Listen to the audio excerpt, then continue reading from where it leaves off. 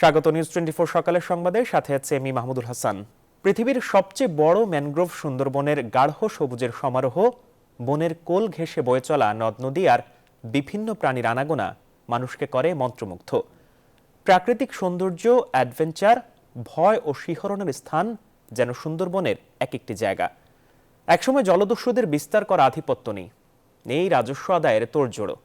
এখন শান্ত, স্নিগ্ধ, প্রশান্তির সুবাতাস বইছে সুন্দরবন জুড়ে। বিস্তারিত মাসুদা লাবনীর প্রতিবেদনে। সুন্দরবন ভোরের সূর্যোদয়ের সাথে সাথে চোখে ধরা দেয় এই বনের সৌন্দর্য। শুধু সবুজ আর সবুজের সমারোহ, যেন প্রকৃতির অপরূপ হাতের সৃষ্টি এই বন। বঙ্গোপসাগর থেকে ছুটে আসা জলভেজা লবণাক্ত বাতাস, হরেক রকমের গাছ, জীবজন্তু, পাখপাখালি, কীটপতঙ্গ, কুমির আর মাছের বসবাস। যদিও সুন্দরবনের পর্যটন স্পটগুলোতে একটু কম দেখা মেলে বৈচিত্র্যময় প্রাণীদের। হরিণ, বাঘ আর বিভিন্ন বন্যপ্রাণীর অভয়ারণ্য এই বনের কটকা। এখানে দেখা যায় হরিণের সমারোহ, তবে রয়্যাল বেঙ্গল টাইগারের দেখা মেলা ভার। একটু গহীনে গেলে দেখা যায় বাঘের পায়ের চিহ্ন, তবে মানুষের আনাগোনা বেশি হলে তারা লোকালয়ের দিকে খুব একটা আসে না। কিছু কিছু জায়গায় আগে আমরা একটা বাঘের পাড়া দেখতাম, এখন সেখানে বাচ্চার পাড়া দেখা যাচ্ছে। আগে বাঘের তেমন আনাগোনা ছিল না, এখন প্রায় বাঘের শব্দ শোনা যায়, আমরা পায়ের ছাপ দেখি। ইউনেস্কো ঘোষিত বিশ্ব ঐতিহ্যের তালিকায় স্থান করে নেয়া এই বনে একসময় জলদস্যুদের আধিপত্য থাকলেও এখন আর নেই। বন বিভাগের কর্মকর্তারা বলেন, তাদের আর তারা করে না জলদস্যুদের ভয়। সুন্দরবন এখন পর্যটকদের জন্যও নিরাপদ। এখন কোনো দলদস্যু নাই, সুন্দরবন দলদস্যু মুক্ত, এখন নির্বিঘ্নে সবাই আসতে পারে। যারা আগে দস্যু ছিলেন, যারা স্বাভাবিক জীবনে ফিরে এসেছেন, তাদের পুনর্বাসন থেকে শুরু করে তাদেরকে নিয়মিত গোয়েন্দা নজরদারির মধ্যে রাখা, পাশাপাশি এই সুন্দরবনে যেন আর কোনো ব্যক্তি মাথাচাড়া দিয়ে না উঠতে পারে, এই জন্য কিন্তু আমরা নিয়মিত নজরদারি রাখছি। সুন্দরবনে সুন্দরী, কেওড়া, পশুর, গোলপাতা, টাইগার ফান্ড সহ বিভিন্ন গাছ, নানা বন্যপ্রাণীর বিচরণ, নদীতে মাছ, এই বনকে সাজিয়ে রেখেছে অপরূপ মহিমায়। গোটা সুন্দরবন জুড়েই জীববৈচিত্র্যের সমারোহ। মাসুদা লাবনী, নিউজ 24, সুন্দরবন, খুলনা। ঢাকার নারী ও শিশু নির্যাতন দমন ট্রাইব্যুনাল 7-এর বিচারক বেগম কামরুন নাহারকে আদালতে না বসার নির্দেশ দিয়েছেন সুপ্রিম কোর্ট প্রশাসন। রোববার সুপ্রিম কোর্টের স্পেশাল অফিসার স্বাক্ষরিত এক বিজ্ঞপ্তিতে এই তথ্য জানানো হয়। এতে বলা হয়, প্রধান বিচারপতি ও সুপ্রিম কোর্টের জ্যেষ্ঠ বিচারপতিরা আলোচনাক্রমে তার বিচারিক ক্ষমতা প্রত্যাহারের নির্দেশ দিয়েছেন। তাকে আইন মন্ত্রণালয়ে সংযুক্ত করা হয়েছে। বিস্তারিত হাবিবুল ইসলাম হাবিবের রিপোর্টে। গত 11 নভেম্বর রাজধানীর বনানীর রেইনটি হোটেলে 2 শিক্ষার্থী ধর্ষণের অভিযোগে দায়ের করা মামলার রায় ঘোষণা করেন ঢাকার নারী ও শিশু নির্যাতন দমন ট্রাইব্যুনালের বিচারক মোসাম্মদ কামরুন নাহার। রায়ের পর্যবেক্ষণে আদালত পুলিশের উদ্দেশ্যে ধর্ষণের 72 ঘণ্টা পর মামলা না নিতে পরামর্শ দেন।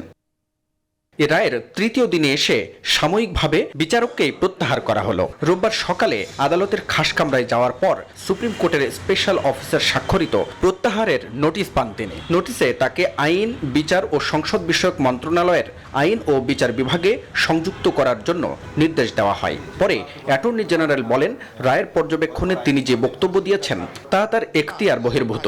ওনাকে ওনার বিচার কার্য থেকে সরিয়ে দিয়ে ওনাকে অ্যাটাচ করা হলো। অ্যাটাচ করার মানে হচ্ছে যে ওনাকে এখন প্রসিডিং আরম্ভ হবে, সুপ্রিম কোর্টের বলে দিবে, সেই অনুযায়ী প্রসিডিংটা ইনিশিয়েট হবে।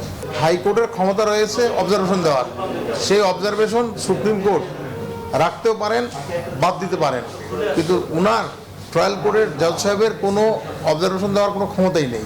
এদিকে সচিবালয়ে আইনমন্ত্রী বলেছেন, রায়ের পর্যবেক্ষণে ওই বিচারক যে বক্তব্য দিয়েছেন তা সম্পূর্ণ বেআইনি ও অসাংবিধানিক, তার বিরুদ্ধে ব্যবস্থা নেওয়া হবে। এই যে বক্তব্যটা বিজ্ঞ বিচারক দিয়েছেন যে 72 ঘন্টার মধ্যে, এই বক্তব্যটা সেই যে 31 অনুচ্ছেদের যে আমাদের ফান্ডামেন্টাল রাইট, মৌলিক অধিকার, সেটার পরিপন্থী। এক, সম্পূর্ণ বিচার বিভাগ সম্পূর্ণ স্বাধীন, এটা মাননীয় প্রধান বিচারপতি এই শোকজ পাঠাবেন। আমরা শুধু এই শোকজ যখন আমাদের কাছে পাঠানো হবে, এটা আমরা তার কাছে পৌঁছে দিই।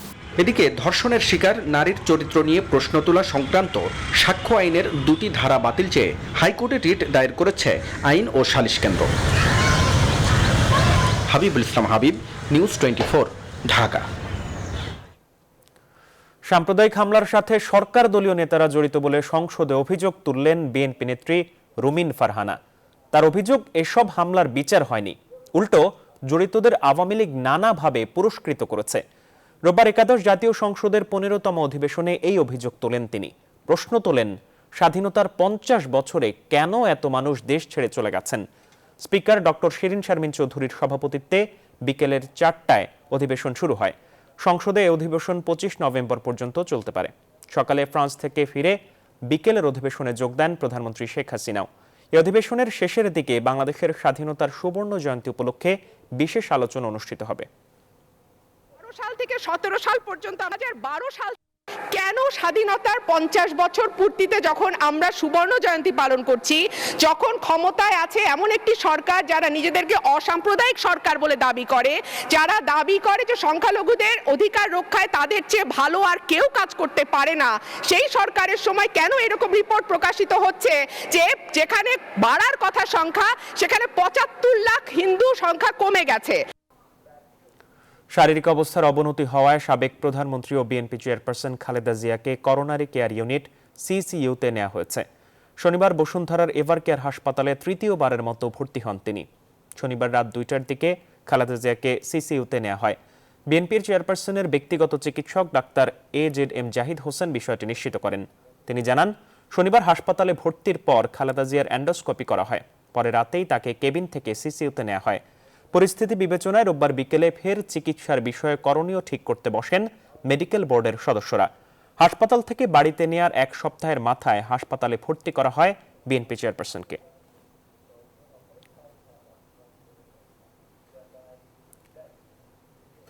খালেদা জিয়ার আশু সুস্থতা কামনায় ঢাকা সহ সারা দেশে দোয়া মাহফিলের কর্মসূচি ঘোষণা করেছে বিএনপি।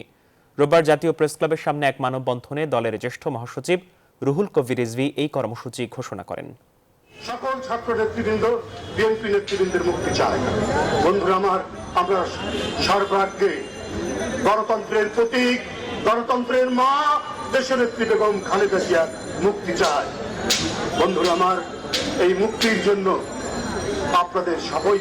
আপনাদেরকে শপথ নিতে হবে। আওয়ামী লীগ দেউলিয়া হয়ে গেছে। বিএনপি নেতাদের এমন বক্তব্য জনগণের মধ্যে বিনোদনের উৎসে পরিণত হয়েছে বলে মনে করেন আওয়ামী লীগের সাধারণ সম্পাদক ওবায়দুল কাদের। রোববার খুলনা সড়ক জোনের অধীনে 2টি সেতুর উদ্বোধন অনুষ্ঠান শেষে বিএনপি মহাসচিবের বক্তব্যের জবাবে ভার্চুয়ালি যুক্ত হয়ে কথা বলেন তিনি। দেউলিয়া হয়ে গেছে, এটা তাদের সর্বশেষ অদ্ভুত আবিষ্কার। তাদের কথা এখন জনগণের কাছে বিনোদনের উৎস। যারা নিজেরা দেউলিয়া হয়ে এখন সর্বহারাতে রূপ নিতে যাচ্ছে, তারা অন্যদের নিয়ে কথা বলেন। প্রতিদ্বন্দ্বী না থাকলেই যদি ভালো শান্তিপূর্ণ নির্বাচন হয়, তাহলে নির্বাচন কমিশনের প্রয়োজন নেই, এমন মন্তব্য করে নির্বাচন কমিশনার মাহবুব তালুকদার বলেছেন, এরকম নির্বাচনের জন্য কমিশনের বদলে সচিবের অধীনে একটি সচিবালয় থাকলেই যথেষ্ট। রোববার বিকালে আগারগাঁওয়ে নির্বাচন ভবনে সাংবাদিকদের এসব কথা বলেন তিনি। প্লাবন রহমানের রিপোর্টে বিস্তারিত। শেষ হয়েছে দ্বিতীয় ধাপের ইউনিয়ন পরিষদ নির্বাচন, যেখানে নির্বাচনের আগে পরে বিভিন্ন স্থানে হয়েছে সহিংসতা। প্রথম ও দ্বিতীয় ধাপ মিলিয়ে নির্বাচনের আগে পরে মারা গেছে 39 জন, পুলিশ ম্যাজিস্ট্রেট সহ আহত হয়েছেন কমপক্ষে 600 জন। এমন অবস্থায় চলমান ইউনিয়ন পরিষদ নির্বাচনকে রক্তাক্ত নির্বাচন বলে আখ্যায়িত করেছেন নির্বাচন কমিশনার মাহবুব তালুকদার। রবিবার রাজধানীর আগারগাঁওয়ে নির্বাচন ভবনের নিজ কক্ষে এক ব্রিফিংয়ে নির্বাচন নিয়ে কথা বলেন তিনি। এবারের ইউনিয়ন পরিষদ নির্বাচনকে রক্তাক্ত নির্বাচন বললে অত্যুক্তি হয় না। গত 11ই নভেম্বর 834টি ইউনিয়ন পরিষদ নির্বাচন অনুষ্ঠিত হয়। এতে বিনা প্রতিদ্বন্দ্বিতায় 80 জন চেয়ারম্যান পদে আসীন হন। একে আক্ষরিক অর্থে নির্বাচন বলা যায় না। এ সময় তিনি কুমিল্লার লাকসাম উপজেলা ও চট্টগ্রামের রাউজান উপজেলার ইউনিয়ন পরিষদ নির্বাচনের কথা উল্লেখ করেন। বলেন, এই দুই জায়গায় চেয়ারম্যান, ইউপি সদস্য এবং সংরক্ষিত মহিলা ইউপি সদস্য মিলে মোট 247 জন বিনা ভোটে নির্বাচিত হয়েছেন। এভাবে নির্বাচন হলে কমিশনের বদলে সচিবের অধীনে সচিবালয় থাকলেই যথেষ্ট বলে মনে করেন তিনি। বিশ্বে আদর্শ নির্বাচনের এক অনন্য দৃষ্টান্ত স্থাপন করেছে কুমিল্লার লাকসাম উপজেলা ও চট্টগ্রামের রাউজান উপজেলা। নির্বাচনে কোনো বিদ্রোহী প্রার্থী বা প্রতিদ্বন্দ্বী না থাকায় নির্বাচন ছিল খুবই শান্তিপূর্ণ। সারা দেশে যদি সন্ত্রাসমুক্ত এ ধরনের নির্বাচন করা যায় তাহলে নির্বাচন কমিশনের বদলে একজন সচিবের অধীনে একটি সচিবালয় থাকলেই যথেষ্ট। তিনি আরো বলেন, আসলে নির্বাচন এখন আইসিইউতে, যেখানে প্রতিদ্বন্দ্বিতা নেই সেখানে নির্বাচন নেই। এখান থেকে বের হতে দলমত নির্বিশেষে ঐক্যবদ্ধ প্রচেষ্টা প্রয়োজন বলেও মনে করেন মাহবুব তালুকদার। গণতন্ত্র এখন লাইফ সাপোর্টে। প্লাবন রহমান, নিউজ 24, ঢাকা। অতিরিক্ত ভাড়া আদায়ের জন্য নতুন কৌশল নিয়েছে গণপরিবহন। শুরুতে ভাড়া না নিয়ে ভ্রাম্যমাণ আদালতের গণ্ডি পেরিয়ে যাত্রীদের কাছ থেকে অতিরিক্ত ভাড়া আদায় করছে তারা। পাশাপাশি সিএনজি চালিত বাসে ডিজেল চালিত বাসের ভাড়া না নেয়ার সত্যতাও পেয়েছেন বিআরটি এর ভ্রাম্যমাণ আদালত। এখন পর্যন্ত রাজধানীর অর্ধেক বাসেও শৃঙ্খলা করানো যায়নি বলেও জানায় বিআরটি। নাইমাল জিকোর প্রতিবেদন। ঢাকা মাওয়া রুটে চলাচলকারী বাস বসুমতী। আগে গাবতলী থেকে যাত্রীদের ভাড়া নেওয়া হলেও এখন নেওয়া হয় রাজধানীতে চলা বিআরটি এর ভ্রাম্যমাণ আদালত পার করার পর। শুধু তাই নয়, সিটিং সার্ভিস বাস বন্ধের সিদ্ধান্ত মেনে নিয়ে রাস্তায় বাস চললেও যাত্রীদের কাছ থেকে আদায় করা হচ্ছে সিটিং সার্ভিসের থেকেও অতিরিক্ত ভাড়া। কিছু নাই। উত্তরা থেকে ধানমন্ডিতে 10 টাকা বেশি নিচ্ছে। ধানমন্ডি থেকে উঠে না, যেখান থেকে উঠেন 50 টাকা ভাড়া। জনগণের যাচ্ছে টাকা, কিন্তু সরকারের কোনো নজরদারি নেই। অতিরিক্ত ভাড়া আদায়ের জন্য অভিনব যুক্তি দেখাচ্ছেন হেল্পার ও ড্রাইভাররা। মালিক সমিতি থেকে আমাদের যেটা নির্দেশ দেওয়া হচ্ছে সেটাই আমরা নিতেছি। সবাই তো বলতেছেন অতিরিক্ত ভাড়া নিচ্ছে না স্যার, এখানে 5 টাকা বেশি অপরাধ করা হচ্ছে যানজটের কারণে স্যার। গাবতলীতে 7 জন পাইছি, ডাইরেক্ট যাত্রী 7 জন হয়েছে গাবতলীতে, আর তা মনে করেন কি রাস্তায় উঠছে। বিআরটি এর ভ্রাম্যমাণ আদালত বলছে অভিযান চালিয়েও এখন পর্যন্ত রাজধানীর অর্ধেক বাসে শৃঙ্খলা ফেরানো সম্ভব হয়নি। অতিরিক্তভাবে আদায় করলে আমরা সাথে সাথে জরিমানার আওতায় নিয়ে আসছি। কখনো ড্রাইভারকে, কখনো আমরা মালিক সমিতিকে জরিমানার আওতায় নিয়ে আসছি। সড়কে চলা গণপরিবহনের শৃঙ্খলা ফেরাতে বিআরটি এর পাশাপাশি ভোক্তা অধিকার সংরক্ষণ অধিদপ্তর, ঢাকা মহানগর পুলিশ সহ কাজ করছে আইন প্রয়োগকারী সংস্থাগুলো। নাইম আল চিকো, নিউজ 24, ঢাকা। প্রায় 20 বছর আগে মেয়াদ উত্তীর্ণ টঙ্গী ব্রিজের একাংশ ধসে পড়ায় বন্ধ রয়েছে যান চলাচল। ফলে চরম দুর্ভোগে পড়েছেন দূরপাল্লার যাতায়াতকারীরা এবং ওই এলাকার নিয়মিত সড়ক ব্যবহারকারীরা। রাতের বেলা অসংখ্য লোককে দেখা গেছে ব্রিজের ওপর দিয়ে পায়ে হেঁটে গন্তব্যে যেতে। বুধবার গাজীপুর থেকে ঢাকায় ঢোকার মুখে গুরুত্বপূর্ণ এই ব্রিজে একাংশ ধসে পড়ে। সেই থেকে বিকল্প পথ হিসেবে কামারপাড়া হয়ে রাজধানীতে যানবাহন প্রবেশ করছে। তবে রাস্তা সংকীর্ণ হওয়ায় সে পথে সৃষ্টি হচ্ছে প্রচণ্ড যানজটের। দিনের বেলা গাড়ির দীর্ঘ সারি হচ্ছে গাজীপুর থেকে বিমানবন্দর সড়ক পর্যন্ত। ভোগান্তির শিকার সাধারণ মানুষ দ্রুতই ব্রিজ সংস্কারের দাবি জানান। এরই মধ্যে সেতু কর্তৃপক্ষ ঘটনাস্থল পরিদর্শন করলেও দৃশ্যমান কোনো সংস্কার কাজ শুরু হয়নি এখনো। খুব কষ্ট হচ্ছে। আমরা বরবাড়ি থেকে আসতে 20 মিনিটের রাস্তা প্রায় 2 ঘন্টা হেঁটে আসতে হয়েছে। প্রতিদিন আপনার 2 ঘন্টা 3 ঘন্টা তো চলে যাচ্ছে, আর আজকে সকালেরটা তো বলার বাইরে। আর রিক্সা কিচ্ছু পাওয়া যাচ্ছে না, যার জন্য আমরা প্রতিনিয়ত 2-4 ঘন্টা সময়, 5-6 ঘন্টা সময় লস হচ্ছে। ব্রিজটা ভাঙার জন্য আমাদের যে দুর্ভোগের কারণে যেন ব্রিজটা তাড়াতাড়ি মেরামত করা হয়। রাজধানীর তেজগাঁও শিল্প এলাকায় রাস্তা উন্নয়ন, ড্রেন ও ফুটপাথ নির্মাণ প্রকল্পে কাজের ধীর গতির অভিযোগ উঠেছে ঠিকাদারি প্রতিষ্ঠানের বিরুদ্ধে। এ পথে চলাচলে চরম দুর্ভোগে পড়েছেন সাধারণ মানুষ। দ্রুত কাজ শেষ করতে সিটি কর্পোরেশনকে উদ্যোগ নেয়ার দাবি তাদের। এদিকে চলতি বছরেই কাজ শেষ করতে ঠিকাদারি প্রতিষ্ঠানকে তাগিদ দেয়া হয়েছে বলে জানান স্থানীয় ওয়ার্ড কাউন্সিলর। বিস্তারিত তালুকদার বিপ্লবের প্রতিবেদনে। ঢাকা উত্তর সিটি কর্পোরেশনের 24 নম্বর ওয়ার্ড তেজগাঁও শিল্প এলাকা। এখানকার বেশিরভাগ রাস্তায় জলাবদ্ধতা আর খানাখন্দের ভোগান্তি দূর করতে কয়েকটি উন্নয়ন প্রকল্প হাতে নেয় ঢাকা উত্তর সিটি কর্পোরেশন। এরই ধারাবাহিকতায় 6 মাস ধরে চলছে রাস্তা সংস্কার, নতুন ড্রেন ও ফুটপাত নির্মাণ কাজ। কিন্তু রাস্তা খোঁড়াখুড়ির পরে শিডিউল মাফিক কাজ শেষ করছে না বলে অভিযোগ ঠিকাদারি প্রতিষ্ঠানের বিরুদ্ধে।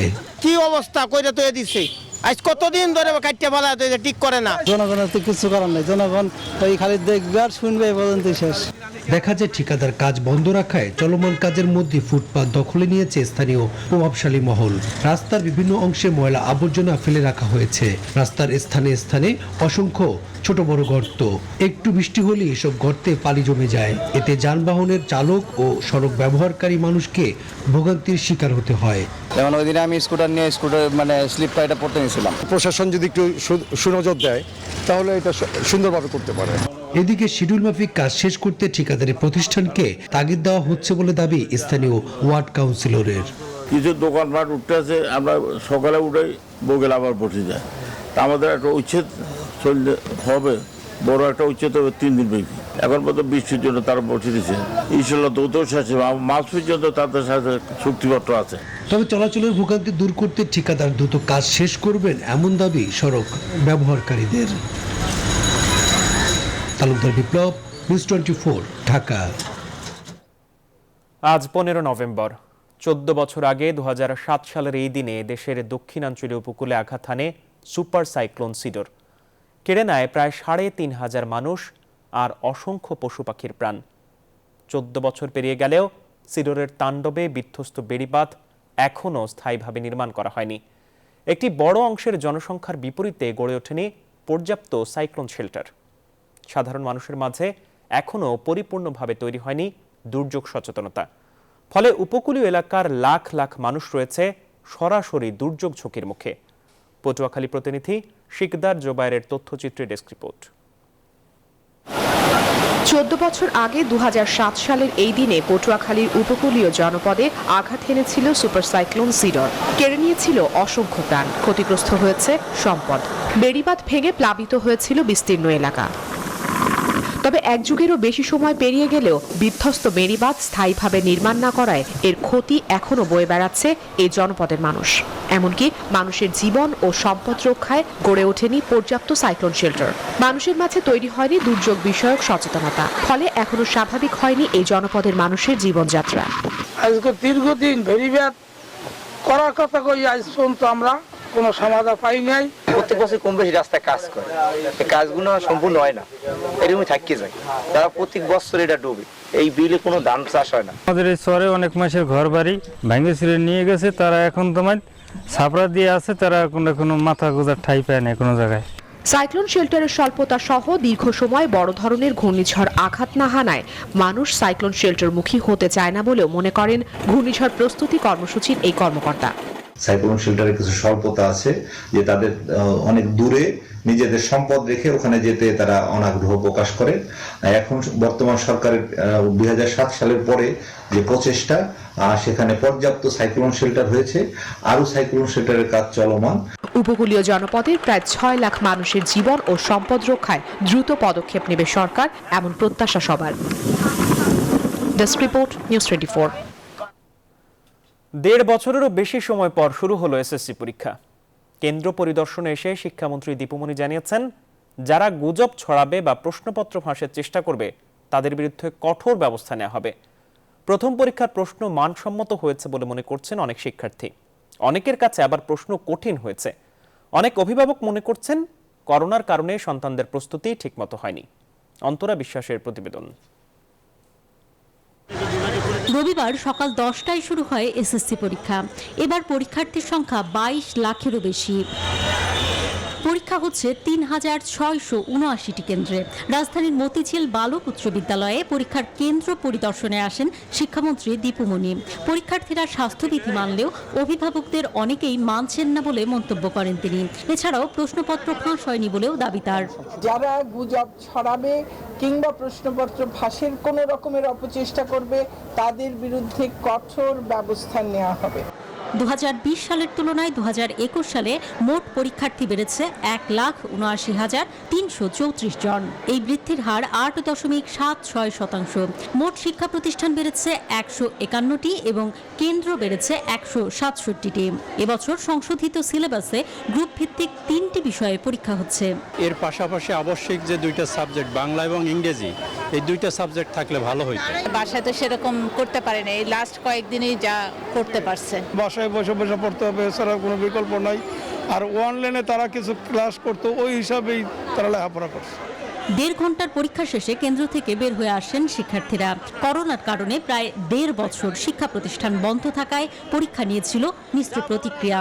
একটু বইয়ের ভিতর থেকে এসেছে তো যার কারণে ঝোরানো কোয়েশ্চেন হয়েছে, একটু ট্রিকি হয়েছে আর কি, কিন্তু মানসম্মত প্রশ্ন। সোজা কোয়েশ্চেনটা একটু ঘুরায় দিছে। বেসিক্যালি আমাদের জন্য একটু ইজি হওয়ার কথা ছিল, কিন্তু ওরকম হয় না। প্রশ্নটা মোটামুটি হার্ড এসেছে, যেহেতু আমাদের 2 মাস মাত্র সময় পেয়েছে এর মধ্যে সবকিছু প্রিপারেশন করার জন্য।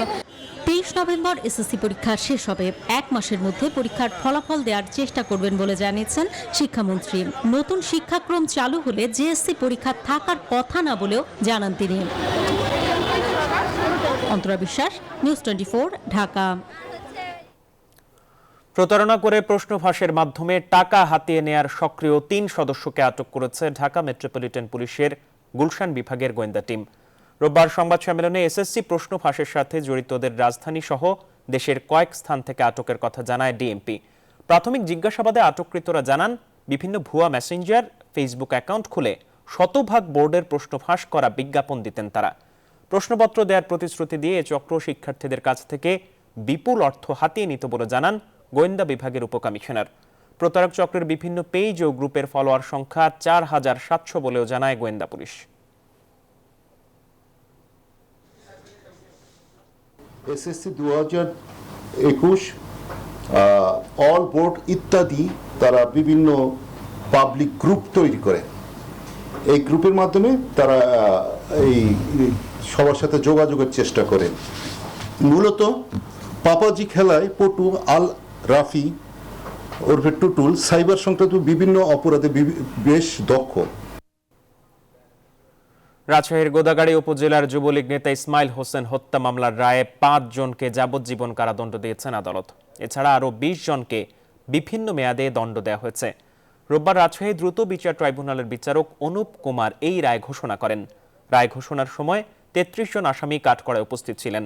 2018 সালের 30 ডিসেম্বর একাদশ জাতীয় সংসদ নির্বাচনের দিন ইসমাইল দেওপাড়া ইউনিয়নে আওয়ামী লীগের নির্বাচন পরিচালনা কমিটির আহ্বায়ক হিসেবে দায়িত্ব পালন করছিলেন।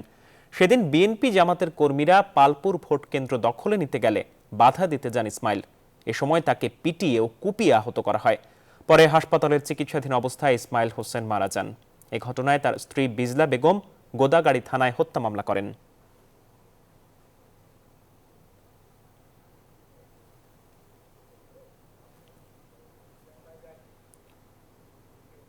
দেশে 24 ঘন্টায় করোনা ভাইরাসে 4 জনের মৃত্যু হয়েছে। এ নিয়ে দেশে করোনায় মৃতের সংখ্যা দাঁড়িয়েছে 27,922 জনে। 24 ঘন্টায় নতুন করে করোনা শনাক্ত হয়েছে 223 জনের। এ পর্যন্ত মোট শনাক্ত রোগীর সংখ্যা দাঁড়িয়েছে 15,72,501 জনে। রোববার স্বাস্থ্য অধিদপ্তরের সংবাদ বিজ্ঞপ্তিতে এই তথ্য জানানো হয়। বিজ্ঞপ্তিতে বলা হয়েছে, একদিনে করোনা থেকে সুস্থ হয়েছেন 212 জন। এ পর্যন্ত মোট সুস্থ হয়েছেন 15,36,515 জন। 24 ঘন্টায় 19,471 জনের নমুনা সংগ্রহ করা হয়েছে। পরীক্ষা করা হয় 19,517টি নমুনা। পরীক্ষার বিপরীতে শনাক্তের হার 1.14%। দেশে করোনা সংক্রমণ স্বাভাবিকের কাছাকাছি পর্যায়ে আছে বলে জানিয়েছে স্বাস্থ্য অধিদপ্তর। তবে মৌসুমী জলবায়ুর প্রভাবে চলমান বৃষ্টিপাতে বাড়তে পারে ডেঙ্গু সংক্রমণ, এমন আশঙ্কা স্বাস্থ্য অধিদপ্তরের রোগ সংক্রমণ শাখার পরিচালকের। স্বাস্থ্যবিধি মেনে ভ্যাকসিন নেয়া ও ডেঙ্গু প্রতিরোধে সর্বোচ্চ সতর্কতা অবলম্বনের পরামর্শ অধিদপ্তরের। রিশাদ হাসান জানাচ্ছেন বিস্তারিত। সারা দেশে করোনা রোগীদের জন্য সরকারি বেসরকারি হাসপাতালে বরাদ্দকৃত শয্যা সংখ্যা প্রায় 14,000। বর্তমানে শয্যা খালি আছে 13,050টি। এই চিত্রই বলে দিচ্ছে দেশে করোনা সংক্রমণ প্রায় তলানিতে। রোববার স্বাস্থ্য অধিদপ্তরের নিয়মিত বুলেটিনে জানানো হয়, সংক্রমণ পরিস্থিতি স্বাভাবিকের কাছাকাছি। এমতাবস্থায় স্বাস্থ্যবিধি মানা ও ভ্যাকসিন নেওয়া সর্বোত্তম। স্বাভাবিকের কাছাকাছি একটি অবস্থায় আছে, তারপরেও কিন্তু করোনা রোগী আছে। কাজে কারো যদি জ্বর থাকে এবং সন্দেহজনক রোগী হয়, তাহলে সেক্ষেত্রে করোনার পাশাপাশি ডেঙ্গু জ্বরের পরীক্ষাটিও করতে হবে। তবে স্বাস্থ্য অধিদপ্তর মনে করছে, মৌসুমী জলবায়ুর প্রভাবে সৃষ্ট নিম্নচাপ ও বৃষ্টি বাড়াতে পারে দেশের ডেঙ্গুর সংক্রমণ। তাই বাড়ির আশপাশ পরিষ্কার রাখার পরামর্শ দিচ্ছেন রোগ নিয়ন্ত্রণ শাখার পরিচালক। জমে থাকা পানিতেই কিন্তু এডিস মশার ডিম পাড়তে সুবিধা হয়। কাজে আমরা যদি এই সময় একটু নিজের বাসগৃহ এবং আশপাশ পরিষ্কার পরিচ্ছন্ন রাখি, জমে থাকা পানি পরিষ্কার করে ফেলি, তাহলে সেটি ডেঙ্গু নিয়ন্ত্রণে অত্যন্ত কার্যকর ভূমিকা রাখবে। পরিবর্তিত আবহাওয়ায় জটিল রোগের রোগীদের বাড়তি সতর্কতা নেওয়ারও পরামর্শ দিচ্ছেন বিশেষজ্ঞরা। রিশাদ হাসান, নিউজ 24, ঢাকা। ভোর থেকেই কুয়াশার চাদরে ঢেকে যাচ্ছে উত্তরাঞ্চলের বেশিরভাগ জেলা। আবহাওয়া অফিস বলছে, মৌসুমি বায়ু বিদায় নেয়ায় এবার আগে ভাগেই শুরু হতে পারে শীতের তীব্রতা। বিস্তারিত কাজী শাহেদের প্রতিবেদনে। ঋতুর হিসেবে দেশে শীতকাল আসতে এখনো বাকি, কিন্তু কার্তিকের শেষ দিকে দেশের উত্তরাঞ্চলে শুরু হয়েছে শীতের আমেজ। দিনে তেমন অনুভব না হলেও সন্ধ্যা বাড়ার সাথে সাথে বাড়তে থাকে ঠান্ডা। রাতও ভোরে শীতের প্রকোপ আরও বেশি থাকছে। প্রতি ভোরে বইছে হালকা কুয়াশা, ঘাসের ডগায় দেখা মিলছে শিশির বিন্দু। বৃষ্টির মতো আপনার কুয়াশা পড়তেছে, এই জন্য একটু শীত বেশি, তো আস্তে আস্তে শীত পড়বে বেশি আর কি। আজকে প্রচুর ঠান্ডা পড়েছে দিনাজপুরে, নিম্ন আয়ের মানুষের খুব কষ্ট। ভোর থেকে সকাল পর্যন্ত হালকা কুয়াশায় ঢেকে থাকে উত্তরের জেলা ঠাকুরগাঁও, পঞ্চগড়, দিনাজপুর, নীলফামারী, লালমনিরহাট, গাইবান্ধা, রংপুর ও কুড়িগ্রাম। হিমালয়ের কাছে অবস্থান হওয়ায় অন্য জেলার তুলনায় এখানে শীতের তীব্রতাও সবচেয়ে বেশি। অনেকে শরীরে জড়িয়েছেন শীতের পোশাক। রাস্তায় সবসময় চলাফেরা করি, শীতের ঠান্ডায় খুব অবস্থা খারাপ। এখন যে কুয়াশা পড়ছে, সামনে কি হবে আমরা তো জানি না। আবহাওয়া অধিদপ্তর বলছে, সাগরে আরেকটি নিম্নচাপ হওয়ার সম্ভাবনা আছে। তখন গুড়ি গুড়ি বৃষ্টিপাত হবে। নভেম্বরের শেষের দিকে শীতের তীব্রতা আরো বাড়বে, যা অব্যাহত থাকবে। আকাশে ক্লাউড আসছে এবং এই আবহাওয়া বর্তমান যে আবহাওয়া বিরাজ করছে সেটা আরো 2-3 দিন, আগামী 1-2 দিন আর কি থাকতে পারে। এ মাসের 19 থেকে 22 তারিখের দিকে আরেকটি নিম্নচাপ এটা আসতে পারে সাগরে। এবার মৌসুমী বায়ু বিদায় নেয়ার সঙ্গে সঙ্গে শীত একটু আগে ভাগেই হাজির হয়েছে। তবে কোথাও কোথাও তাপমাত্রা কিছুটা বাড়তে পারে, তারপর আবারও কমতে শুরু করবে। কাজী শাহেদ, নিউজ 24, রাজশাহী। বিভিন্ন প্রাণঘাতী রোগ থেকে বাঁচতে কার্তিক মাসে উপবাস রেখে আশ্রম প্রাঙ্গণে ঘৃত প্রদীপ ও ধূপ জ্বালাতে বলেছিলেন লোকনাথ ব্রহ্মচারী। তখন থেকে প্রতি বছর কার্তিক মাসের শেষ 15 দিনের প্রতি শনি ও মঙ্গলবার সনাতন ধর্মাবলম্বীরা পালন করে আসছেন রাখের উপবাস বা কার্তিক ব্রত। দিলীপ কুমার মণ্ডলের তথ্যচিত্রে রিপোর্ট।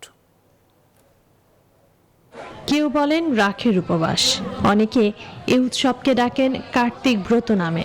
গোসাইর উপবাস ও ঘৃত প্রদীপ প্রজ্বলন নামেও এটি পরিচিত। কলেরা আর বসন্তের হাত থেকে বাঁচতে কার্তিক মাসে উপবাস পালন এবং আশ্রমে ঘিয়ের প্রদীপ ও ধূপধুনো জ্বালানোর নির্দেশ দিয়েছিলেন লোকনাথ ব্রহ্মচারী। সেই থেকেই বিপদ আপদ আর রোগবালাই থেকে মুক্তি পেতে এবং আপনজনের কল্যাণ কামনা করে লোকনাথের আরাধনা করেন তার অনুসারীরা। প্রতি বছর কার্তিক মাসের 15 দিন পরে প্রত্যেক শনি এবং মঙ্গলবারে বাবা লোকনাথ বাবার যতগুলি মন্দির আছে বাংলাদেশে, ইন্ডিয়াতে সমস্ত মন্দিরে 4 দিন পড়লে 5 দিন পড়লে ওই ঘৃত প্রদীপ প্রজ্বলন করে। উৎসবের অন্যতম বড় কেন্দ্র নারায়ণগঞ্জের সোনারগাঁও উপজেলার বারুদি লোকনাথ ব্রহ্মচারী আশ্রম। আমরা এখানে হিন্দু, মুসলমান, বৌদ্ধ, খ্রিস্টান সবাই ধর্মীয় সম্প্রীতি বজায় রেখে আমরা সুন্দরভাবে আমাদের ধর্মীয় কাজগুলি সম্পন্ন করতেছি। বারুদি আশ্রম ছাড়াও রাখের উপবাস পালিত হচ্ছে শহরের দেওভোগ আখড়া, রামকানাই আখড়া ও মাছদাইরে। Desk report, news 24। এবার ফার্স্ট সিকিউরিটি ইসলামী ব্যাংক অর্থ বাণিজ্যের সংবাদ। ভোজন বিলাসী বাঙালির খাদ্য তালিকায় শুটকির কদর বহুকাল আগে থেকে। আর এক সময় দেশের গোটা উত্তরাঞ্চলে শুটকির যোগান দেওয়ার একমাত্র মোকাম ছিল তিস্তা নদী বন্দর। কালের পরিক্রমায় তিস্তা শুটকি বন্দর আজ হারাতে বসেছে তার শতবর্ষী ঐতিহ্য। পুরনো সেই রমরমা ব্যবসা ফেরাতে সরকারি সহায়তার দাবি জানিয়েছেন ব্যবসায়ীরা। রেজাউল করিম মানিকের তথ্যচিত্রে ডেস্ক রিপোর্ট। একসময় তিস্তা শুটকি বন্দরই ছিল বৃহত্তর রংপুর অঞ্চলের একমাত্র পাইকারি মোকাম। সে সময় রমরমা ছিল এখানকার শুটকি ব্যবসা। চট্টগ্রাম, সিলেট সহ দেশের বিভিন্ন জায়গার নানা জাতের শুটকির নৌকা এসে ভিড়ত এখানে। আর আসাম, পশ্চিমবঙ্গ সহ নানা অঞ্চলে যেত সেসব শুটকি। সময়ের সাথে সাথে তিস্তা শুটকি বন্দর ঐতিহ্য হারাতে বসেছে। আশেপাশের জেলাগুলোতে এখন ছোট বড় অনেক আড়ত। ব্যবসায়ীদের কেউ কেউ পুরনো ব্যবসা ধরে রাখলেও পুঁজি খুইয়ে অনেকেই পেশা বদল করেছেন। আগে যে ঝাঁকঝমক যে লোক যে বন্ধের মধ্যে ছিল 700-800 লোক, এখন তো 100 লোকও আসে না। এখন তো মনে করেন ব্যবসা আর কি চলেই না। মোকামে যে দাম এখানে তো ওই দামে খাইতেছে না, তাতে আমরা লস হইতেছি। ব্যবসা বাণিজ্যের প্রসার সহ শুটকি বন্দরের পুরনো ঐতিহ্য ফেরাতে সহজ শর্তে ঋণ চান এখানকার ব্যবসায়ীরা। অল্প কিছু সুদে আমাদের কিছু লোন টোন দেন, আমাদের অবস্থা খারাপ, বহু টাকা আমার দেনা হয়ে গেছে। যদি হাত বাড়ায় দেয় সরকার তাহলে হয়তো আমাদের পক্ষে আগের মতন ব্যবসাটা ফিরে পাওয়া সম্ভব আর কি। এই শুটকি শিল্পকে রক্ষা করার জন্য এবং তিস্তা বন্দরকে রক্ষা করার জন্য আমি সরকারের কাছে সানুনয় আবেদন জানাচ্ছি। রংপুর বিভাগীয় কৃষি বিপণন অধিদপ্তর বলছে শুটকির বহুমুখী ব্যবহার, সংরক্ষণ ও বিপণন উন্নয়নে প্রকল্প নেওয়া হচ্ছে। আমাদের যে শুটকির ব্যবসায়ী আছে, আমাদের তাদের যে স্থাপনা আছে এবং তারা যদি আগ্রহী থাকে, তাদেরকে যদি আমাদের কোনো সার্বিক সহযোগিতা প্রয়োজন হয় আমরা অবশ্যই সহযোগিতা করব এবং আশা করি আগের অবস্থায় তারা ফিরে যাবে। সরকারি বেসরকারি পৃষ্ঠপোষকতা পেলে শতবর্ষী এই শুটকির বাণিজ্য দেশে বিদেশে ছড়িয়ে দেয়া যাবে। পাশাপাশি তিস্তা শুটকি বন্দর হয়ে উঠতে পারে দেশের অন্যতম প্রধান শুটকি বাণিজ্য কেন্দ্র, এমনটাই মনে করেন সংশ্লিষ্টরা। Desk report, news 24। 3 কারণে কৃষিতে লাভ পাচ্ছেন কৃষকরা। আধুনিক প্রযুক্তির কল্যাণে উৎপাদন খরচ কম হচ্ছে, ভালো বীজ দেয়ায় ভালো ফলন হচ্ছে, অন্যদিকে কৃষি পণ্যের দাম পাওয়ায় লাভের মুখ দেখছেন কৃষকরা। কৃষিকে যান্ত্রিকীকরণের মাধ্যমে আগামীতে আরও লাভজনক করার চেষ্টা চালাচ্ছে কৃষি বিভাগ। এতে কৃষকের সামাজিক মর্যাদাও বাড়বে বলে মনে করছেন কৃষি কর্মকর্তারা। জাহিদুজ্জামানের প্রতিবেদনে বিস্তারিত, ক্যামেরায় ছিলেন শেখ ইমন।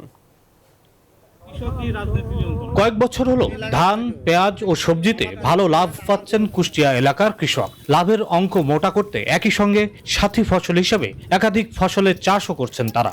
আর একটার পর একটা চাষ করে জমি থেকে বছরে 3 থেকে 4 বার ফসল ঘরে তুলছেন। বিঘাতে 10-15 হাজার টাকা লাভ থাকতেছে, 500 হাজার টাকা খরচ হয় আমাদের বিঘা হইতে। নানান ফসল করে আমরা কৃষকের উপর লাভবান করছি, একটা জমি আমরা ফেরত হচ্ছে না।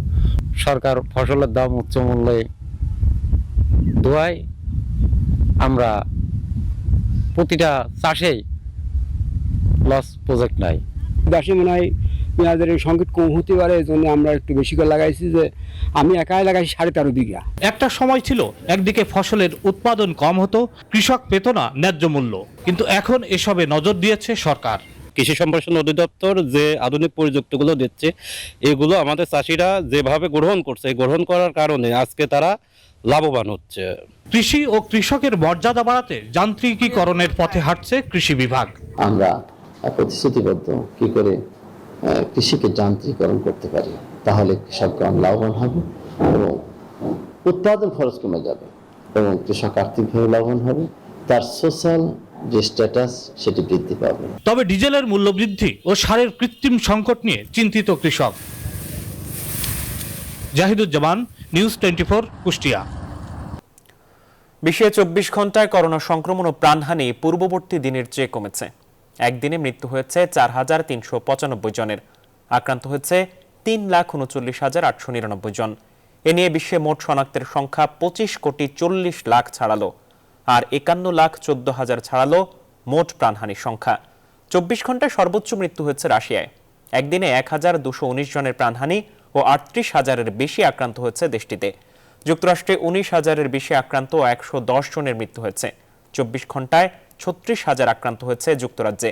এদিকে বিশ্বে প্রথমবারের মতো করোনা মহামারীতে সংক্রমণ ঠেকাতে সোমবার থেকে ভ্যাকসিন না নেওয়া মানুষদের লকডাউনে রাখতে যাচ্ছে অস্ট্রিয়া।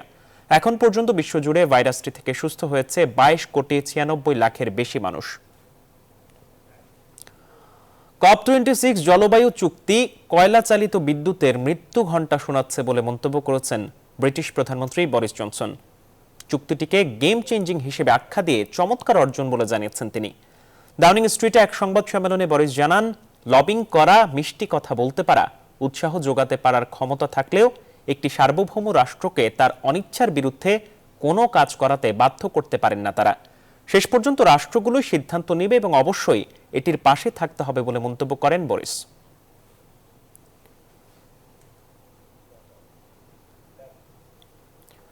জলবায়ু সম্মেলনে যখন ভারতের অমতের কারণে কয়লা ব্যবহারে ইতি টানার বিষয়ে সিদ্ধান্ত বাধার মুখে পড়ল, ঠিক তখনই দূষণের ছোবলে দুর্ভোগ পোহাচ্ছে ভারতের 3টি বড় শহর। বিশ্বের শীর্ষ দূষণের 10 শহরের তালিকায় ভারতের দিল্লি ছাড়াও এবার যোগ হয়েছে মুম্বাই ও কলকাতার নাম। দূষণের তালিকায় আছে পাকিস্তানের লাহোর এবং করাচিও, বাদ যায়নি রাজধানী ঢাকাও। সুইজারল্যান্ড ভিত্তিক জলবায়ু বিষয়ক সংস্থা IQAir এমন তথ্য প্রকাশ করেছে। আসমা তুলির ডেস্ক রিপোর্ট। ভারতের রাজধানী দিল্লিতে গত কয়েক বছর ধরে দূষণ হচ্ছে মাত্রা ছাড়া। এবারে দীপাবলির পর তীব্র ধোঁয়া গ্রাস করেছে পুরো শহরের বাতাস। মানুষ নিঃশ্বাস নিতে পারছে না স্বচ্ছন্দে, আক্রান্ত হচ্ছেন নানা শ্বাসকষ্টজনিত রোগেও। এমন পরিস্থিতিতে সমীক্ষার রিপোর্টে উঠে এলো নতুন তথ্য। শুধু দিল্লি নয়, ভারতে মোট 3টি শহর রয়েছে বিশ্বের সবচেয়ে দূষিত শহরগুলোর তালিকায়। সুইজারল্যান্ড ভিত্তিক জলবায়ু বিষয়ক সংস্থা IQAir এর একটি দল গবেষণা করে এমন তথ্য সামনে এনেছেন। তাদের গবেষণা বলছে পৃথিবীর সবচেয়ে দূষিত 10টি শহরের তালিকায় রয়েছে দিল্লি, মুম্বাই এবং কলকাতার নাম। সূচকে সর্বোচ্চ 460 স্কোর নিয়ে দিল্লি যথারীতি তালিকার শীর্ষে রয়েছে। বাকি দুটি শহর মুম্বাই এবং কলকাতা অবস্থান করছে যথাক্রমে 4 ও 6 নম্বরে। 328 AQI স্কোর নিয়ে দিল্লির পরেই দ্বিতীয় অবস্থানে আছে পাকিস্তানের লাহোর শহর। 165 স্কোর নিয়ে দেশটির আরেক শহর করাচি রয়েছে পঞ্চমে। 160 স্কোর নিয়ে তালিকায় বাংলাদেশের রাজধানী ঢাকার অবস্থান 8 নম্বরে। বৈশ্বিক দূষণের তালিকায় অন্য শহরগুলোর মধ্যে চীনের চেংদু তৃতীয়তে, বুলগেরিয়ার সোফিয়া 7-এ, সার্বিয়ার বেলগ্রেড 9-এ এবং ইন্দোনেশিয়ার শহর জাকার্তা রয়েছে 10 নম্বরে। আসমা তুলি, নিউজ 24। বিশ্বব্যাপী 2022 সালেও লোকসানের আশঙ্কা করছে বিমান পরিবহন সংস্থাগুলো। এই সময় বিভিন্ন বিমান পরিবহন সংস্থার নেট লোকসানের পরিমাণ $1,200 কোটি দাঁড়াতে পারে বলে তথ্য দিয়েছে ইন্টারন্যাশনাল এয়ার ট্রান্সপোর্ট অ্যাসোসিয়েশন। বিমান পরিবহন খাতের বৈশ্বিক কোম্পানিগুলো চলতি বছর আশঙ্কার চেয়ে কিছুটা কম লোকসানের সম্মুখীন হতে পারে। ধারণা করা হয়েছে 2021 সালের জন্য বিমান পরিবহন শিল্পে বৈশ্বিক লোকসানের পরিমাণ $5,200 কোটি দাঁড়াতে পারে। একই সময় ITA উত্তর আমেরিকা অঞ্চলে বিমান পরিবহন সংস্থাগুলো আগামী বছর লাভের মুখ দেখতে পারে বলেও প্রত্যাশা করছে, যদিও সংগঠনটি অন্যান্য অঞ্চলের ব্যাপারে তেমন কোনো পূর্বাভাস দেয়নি। চলতি বছর আফগানিস্তানে পাইন বাদামের বাম্পার ফলন হয়েছে। উৎপাদন দাঁড়িয়েছে 17,000 টনে। আফগানিস্তানের বেশ কিছু প্রদেশে পাইন বাদামের উৎপাদন হয় বেশি। এসব এলাকার অনেকের জীবিকায় নির্ভর করে এই ব্যবসার ওপর। এবছর ফলন বেশি হওয়ায় আশায় বুক বাঁধলেও রপ্তানি জটিলতায় চ্যালেঞ্জের মুখে ব্যবসায়ী ও রপ্তানিকারকরা। চন্দ্রানী চন্দ্রার ডেস্ক রিপোর্ট। আফগানিস্তানের পাতকিয়া ও খুশত প্রদেশে পাইন বাদামের উৎপাদন হয় বেশি। বৈদেশিক বাণিজ্য বাড়াতে পাইন বাদাম চাষে জোর দিয়েছেন আফগানিস্তানের কিছু অঞ্চলের মানুষ। করোনা ও দেশের অস্থিতিশীল পরিস্থিতির কারণে অনেকদিন ধরেই লাভের মুখ দেখেননি ব্যবসায়ীরা। স্থানীয়রা পাহাড়ি অঞ্চল উরগুন থেকে পাইন বাদাম সংগ্রহ করে থাকে। মানুষের নিজস্ব জমি না থাকায় পাইন বাদামের উপর তাদের নির্ভর করতে হয়। পাইন বাদামের দাম আগের চেয়ে কমেছে। আগে 1 কেজির দাম ছিল 2800 থেকে 3000 পর্যন্ত। অন্য দেশে রপ্তানি করা কঠিন হয় এখন 1700 থেকে 1800 আফগানিতে কিনতে পারছি। পাইন বাদাম সংগ্রহ ও প্রক্রিয়াজাতে জড়িত রয়েছে অনেক আফগান পরিবার। অনেকের আয়ের অন্যতম উৎসও এটি। উৎপাদন থেকে শুরু করে বিক্রি পর্যন্ত কয়েকটি ধাপ পার করতে হয় পাইন চাষি ও ব্যবসায়ীদের। পাকতিয়া এবং খোস্ত প্রদেশের উরগুন অঞ্চলটি মূলত পাহাড়। স্থানীয়রা সেখান থেকে পাইন বাদাম সংগ্রহ করে। যদি চীনের সাথে পাইন বাদামের ব্যবসা করা যেত, এই ক্ষেত্রে প্রায় 50,000 লোকের চাকরি হতো। পাইন স্বাস্থ্যের জন্য উপকারী হওয়ায় বাজারে এর চাহিদাও রয়েছে বেশ। খোস্ত, পাতকিয়া, কুনার, নানগারহার, নুরিস্তান ও লাগমান সহ পূর্বাঞ্চলের 8টি প্রদেশে পাইন বাদামের উৎপাদন হয়। ভালো ফলন সত্ত্বেও রপ্তানি সুযোগ কম থাকায় চ্যালেঞ্জের মুখে পড়তে হচ্ছে ব্যবসায়ী ও রপ্তানিকারকদের। চন্দ্রানী চন্দ্রা, নিউজ 24। এখন এই পর্যন্ত। আরও খবর ও বিশ্লেষণ জানতে ভিজিট করুন www.news24bd.tv। ধন্যবাদ সবাইকে।